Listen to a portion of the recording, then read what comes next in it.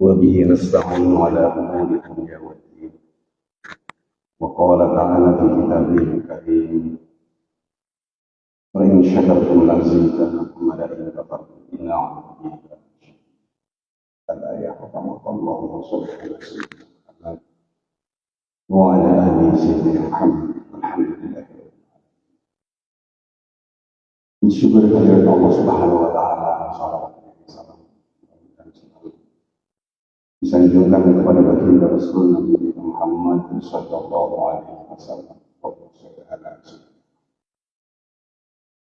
Sungguh nikmat Allah kepada kita ada terhingga saking banyaknya sehingga kita tidak mampu untuk mendukung satu persatu di antara nikmat.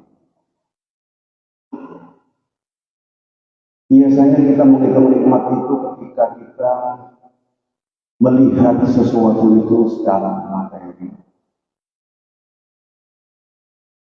sesuatu yang tampak, yang konkret. Ini kelemahan kita manusia, kita akui. Tetapi sebenarnya justru sesuatu yang abstrak, yang tidak tampak. Wabil khusus iman Islam kita yang hingga sampai saat ini Allah titipkan di hati kita yang paling dalam. Ini yang wajib kita syukuri satu persatu.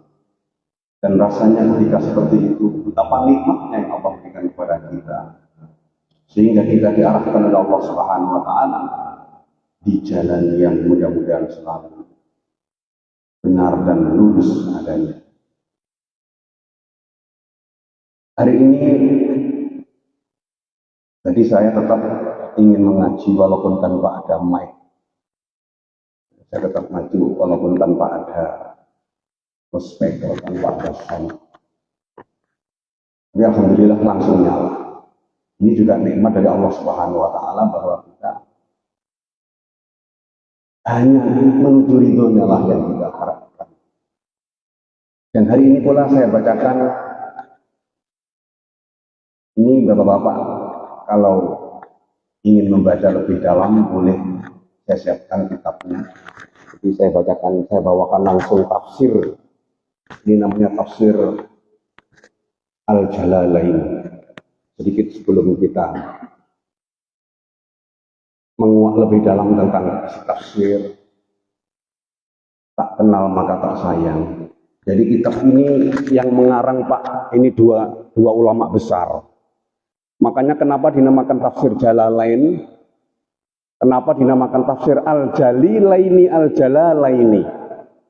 Ini pengarangnya dua ulama besar sekitar tahun 900. Inilah kalau ketika seorang murid bisa nyambung dengan gurunya. Kenapa dinamakan Jalalain? Karena yang mengarang dua ulama besar ini namanya sama-sama Jalal.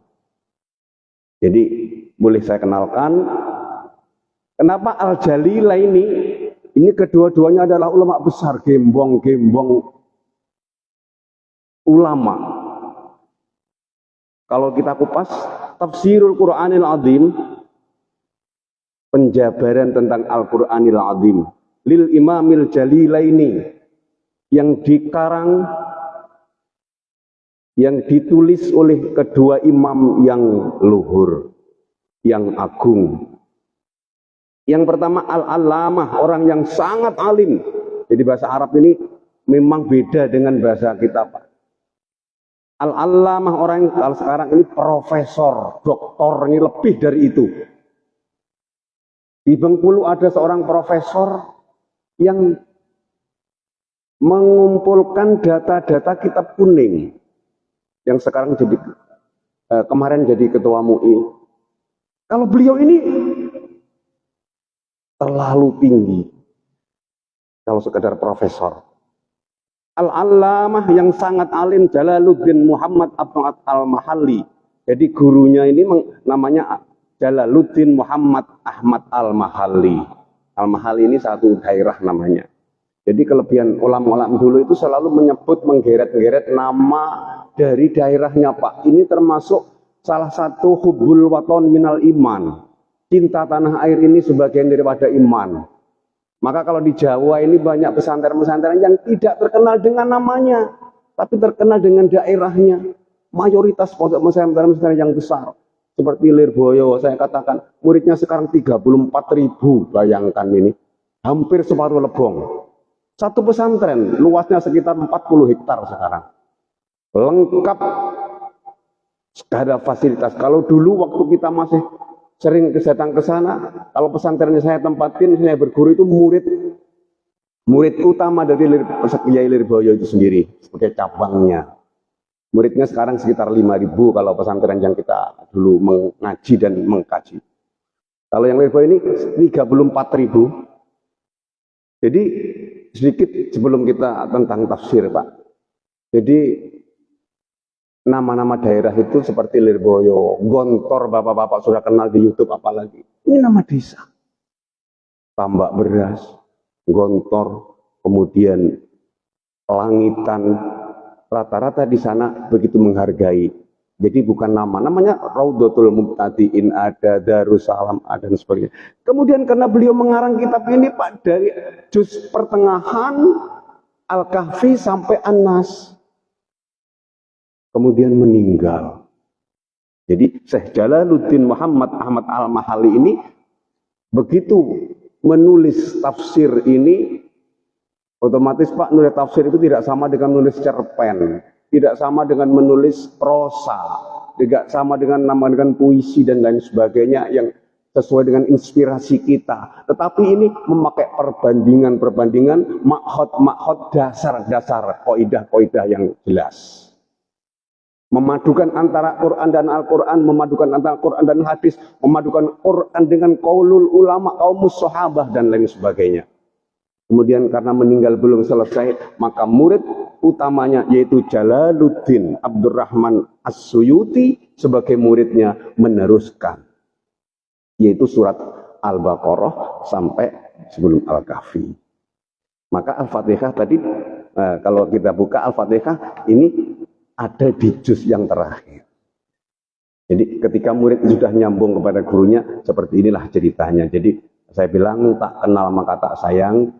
Ini salah satu ulama gembong Syafi'iyah, termasuk cucu-cucu murid Imam Asy-Syafi'i yang mengawali tafsir dan mengawali isi-isi daripada ilmu Al-Quran, termasuk namanya Al-Itqan. Jadi sedikit tentang ini Pak, betapa besar nikmat yang kita terima hingga saat ini. Ini kata Nabi ada kenikmatan yang besar itu. Yang pertama adalah memahami Al-Quran dan Al-Hadis dan terutama kemudian pelihara keturunanku, karena keturunanku ini adalah para habaib kalau di sini Pak. Tetapi perlu kita paham bahwa keturunan Nabi itu ada dua. Yang satu secara genetik.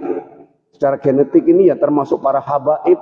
Tetapi di sisi lain maaf, terlalu banyak di Jawa sana, bahkan di sini saya yakin keturunan Nabi yang tidak dihabaibkan, tidak disayyidkan. Jadi keturunan Nabi itu Pak, titelnya satu Habib, Habib itu kekasih Allah. Jamaknya habaib, para kekasih. Satu. Kemudian namanya Sayyid, namanya Iye kalau di Jawa itu. Kata panggilannya Iye. Lebih dalam lagi, yang habaib ini keturunan dari keturunan anak Sayyidina Ali, yaitu Sayyid Husain. Jadi kalau ada Husain ke bawah, ini namanya habaib atau habib. Kalau Hasan ke bawah, ini namanya Sayyid dan Sayyidah. Ini mudah-mudahan, jadi keturunan Nabi ada dua, yang satu secara gen, yaitu termasuk para habaib, para sayyid. Kemudian para ulama. Ulama ini Rasulullah sendiri mengatakan al-ulama warasatul anbiya. Pewaris Nabi ini para ulama, orang yang disiplin ilmu agama yang tinggi. Dari ilmu yang paling dasar hingga ilmu yang paling tinggi, termasuk di dalamnya ilmu hakikat. Ini cuplikan sedikit bahwa mudah-mudahan kita bisa memelihara pesan Nabi, Al-Quran, termasuk nur, cahaya. Wa nurullahi la yuhda lil asi. Para ulama mengatakan Cahaya Allah tidak akan diberikan, tidak akan dibonuskan, dan tidak ada yang dikurniakan kepada orang-orang yang durhaka kepada Allah Subhanahu wa Ta'ala. Mudah-mudahan dua format yang Rasulullah sampaikan, pertama Al-Quran dan Al-Hadis, kemudian yang kedua keturunan Nabi. Tentu keturunan Nabi di sini adalah membawa pencerahan berdasarkan Al-Quran dan Al-Hadis, yaitu baik melalui para habaib ataupun para sayyid ataupun para ulama amilin. Sedikit yang dapat saya sampaikan, mudah-mudahan kita selanjutkan nanti untuk tafsir, kemudian mungkin diaplikasikan dengan ilmu fikih, bahkan mungkin ilmu tasawuf. Maaf Pak, sedikit waktu yang seperti ini harus kita gunakan sebaik-baiknya. 5-10 menit yang kita luangkan seperti ini, kata Nabi, lebih afdol, nilainya lebih tinggi daripada sholat 60 rakaat. Mungkin kita nggak pernah sholat 60 rakaat. Saya yakin saya sendiri yang lemah ini jauh dari 60 rakaat. Tetapi ketika kita duduk 5-10 menit dalam rangka kajian, semata-mata mohon ridho dan petunjuk dari Allah, kita akan mendapatkan fadilah lebih daripada 60 rakaat sholat kita. Ihdinas siratal mustaqim. Wabillahi taufiq. Assalamualaikum warahmatullahi wabarakatuh.